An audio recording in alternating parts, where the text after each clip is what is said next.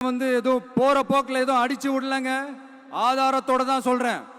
அனுமதிக்கப்பட்ட அந்த லெவலை தாண்டி 22,70,000 யூனிட் மணலை கொள்ளையடிச்சிருக்கிறாங்க.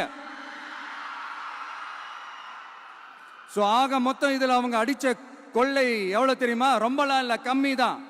4,730 கோடி. கம்மி தான் இல்ல? இதுக்கெல்லாம் அவங்க ஆதாரம்லாம் கேட்க முடியாது. ஏன்னா இந்த ஆதாரம்லாம் ஆல்ரெடி கோர்ட்ல இருக்குது, அமலாக்கத்துறை டிபார்ட்மெண்ட்ல இருக்குது. அந்த டிபார்ட்மெண்ட்ல வேலை செஞ்ச சில நல்லவர்கள் அவங்க அடிச்ச அந்த கொள்ளையெல்லாம் தாங்க முடியாம வெளியில வந்து சொன்ன அந்த ஆதாரங்கள், இதெல்லாம் சம்பந்தப்பட்டவங்களுக்கு இன்னும் நல்லாவே தெரியும்.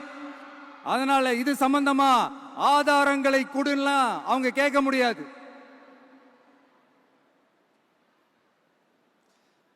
மணலை கொள்ளையடிச்சா நீர்நிலைகள் அழியும், ஏரி குளம் கண்மா எல்லாம் அழியும். இதெல்லாம் அழிஞ்சா விவசாயம் அழியும், விவசாயம் அழிஞ்சு போனா விவசாயிகள் அழிஞ்சிருவாங்க. ஆக மொத்தம் நாம எல்லாரும் மொத்தமா அழிஞ்சு போக வேண்டியதுதான். இப்படி மேல இருந்து கீழே வரைக்கும் ஒரு கட்சியை சிண்டிகேட் போட்டு கொள்ளையடிக்கிறத கேள்விப்பட்டிருக்கிறீங்களா மக்களே? இதே காஞ்சிபுரத்தோட உலக பெருமை நம்ம பட்டும் கைத்தறி துணியும், அதை தயாரிச்சு கொடுக்கிற கைத்தறி நெசவாளர்களும் தான். காஞ்சிபுரம் பட்டுன்னு சொன்னா உலகத்துக்கே தெரியும். ஆனா அதை தயாரிச்சு கொடுக்கிற நெசவாளர்கள் நிலை என்ன தெரியுமா? வறுமை, துன்பம், கந்துவட்டி கொடுமை. பட்டு கைத்தறிக்கு கூட்டுறவு சங்கங்கள் இருக்கு, பருத்தி கைத்தறிக்கும் கூட்டுறவு சங்கங்கள் இருக்கு. சுமார் 40,000 பேர் அதில் உறுப்பினர்களா இருக்கிறாங்க. அது போக சாய தொழில், தறிப்பட்டறை தொழில் இதை நம்பி 40,000 குடும்பங்கள் இருக்கு. ஆனா அவங்களோட ஒரு நாள் கூலி எவ்வளவு தெரியுமா?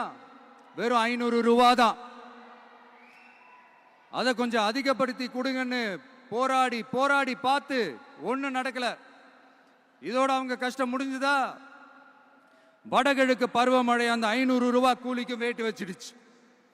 எப்படி விவசாயிகள் டெல்டா மாவட்டங்களில் மழையால பாதிக்கப்பட்டாங்களோ, அவங்கள கண்டுக்காம எப்படி இந்த அரசாங்கம் கைவிட்டுடுச்சோ, அதே மாதிரிதான் நம்ம கைத்தறி நெசவாளர்களும் மழையால பாதிக்கப்பட்டிருக்கிறாங்க.